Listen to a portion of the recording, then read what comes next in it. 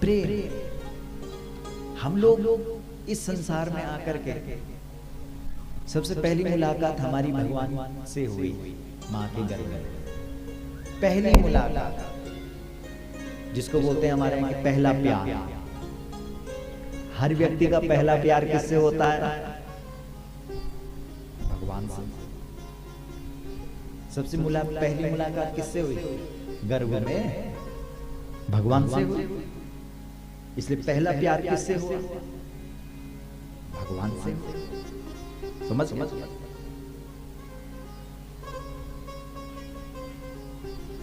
लेकिन जैसे हम इस संसार में आए, वैसे हम इस माया जाल में फंस गए। माया ने अलग अलग जाल फेंका फंसाने के लिए। जैसे किसी बंदर को मदारी पकड़ता है तो कैसे पकड़ता है? जमीन के अंदर घड़ा दबा देता है, उसके अंदर कुछ चने डाल देता है और चारों तरफ चने फेंक देता है।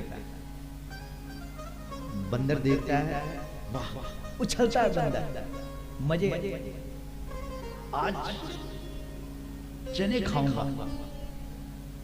और जैसे वो उस घड़े के अंदर अपना हाथ डालता है और मुट्ठी बांधता है और बाहर खींचने का प्रयास करता है, वहीं फंस जाता है। क्यों? क्योंकि जब हाथ डाले थे तो हाथ खुले हुए थे। अब जब हाथ में जब वो चने पकड़ लिए तो मुट्ठी बंद गई ना, क्योंकि उस घड़े का जो मुख है वो छोटा सा है, उसमें खुले हाथ जा तो सकते हैं लेकिन बंद मुट्ठी बाहर नहीं निकल सकती। बंदर आंखें दिखाता है, चिल्लाता है, गुस्सा करता है, छोड़ मुझे। लेकिन घड़े पर कोई असर पड़ता है? जोर से बोलो। कुछ नहीं पड़ता।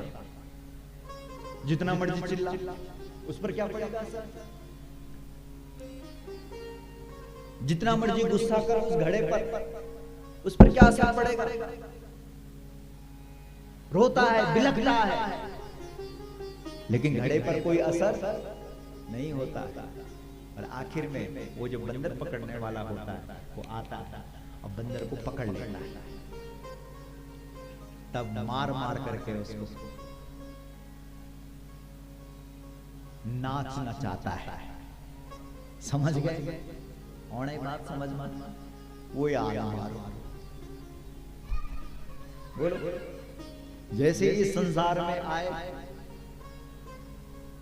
वैसे ही हमको माया ने इस संसार में फंसा दिया। फंस गए।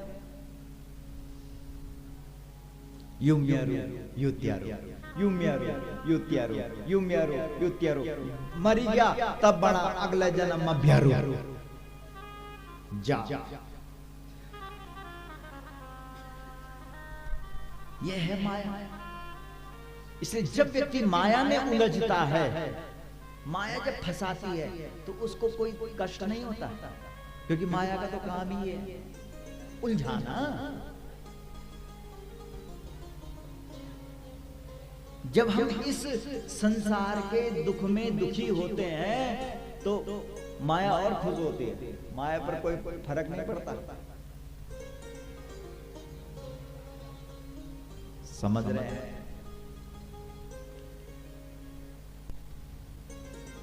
फर्क पड़ता है तो भगवान पर पड़ता है।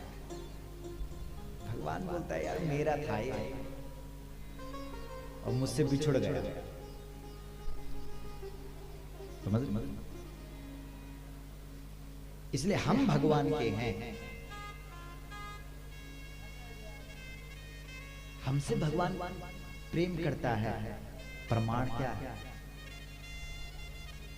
अगर हम भी भगवान से प्रेम करेंगे तभी तो भगवान हमको भी याद करेगा।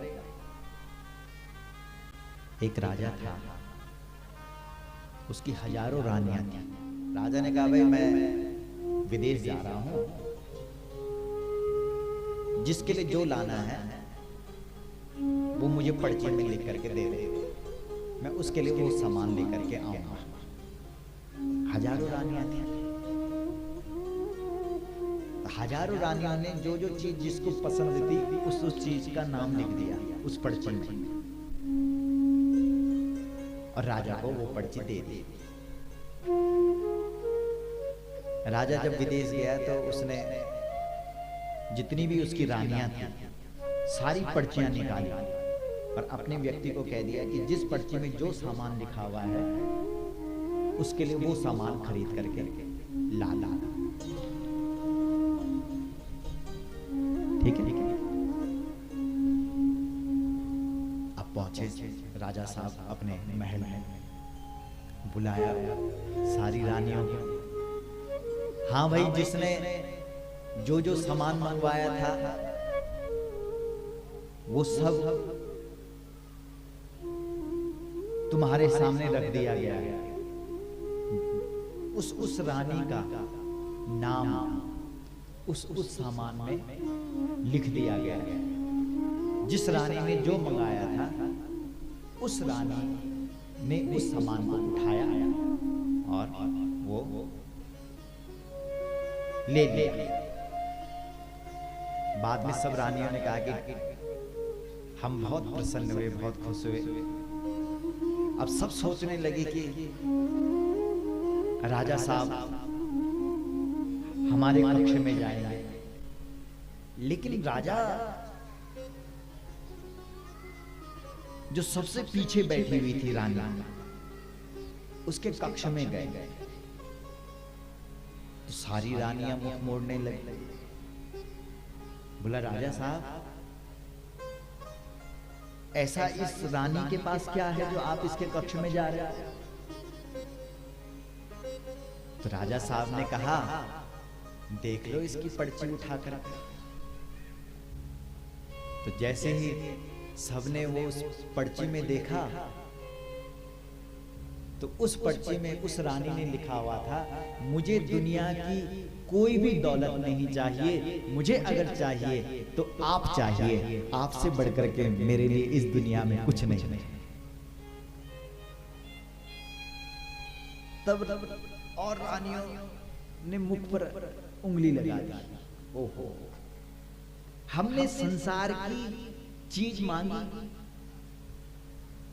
तो राजा साहब ने ला करके दे दी, लेकिन इस रानी ने राजा को ही मांग लिया।